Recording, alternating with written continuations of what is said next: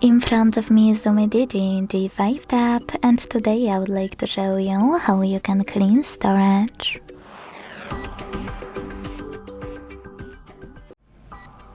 Begin by locating an app called Files that's already on your device. This one. When you find it, click on it. Now to continue, you need to select Clean on the left between those three lines and Browse section, and hit Clean next to Junk Files.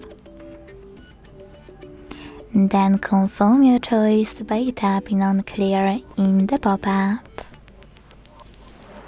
As you can see, after a couple of seconds, storage of my device was successfully cleaned. Thanks so much for watching. If you enjoyed this video, don't forget to leave a like, comment and subscribe. Bye!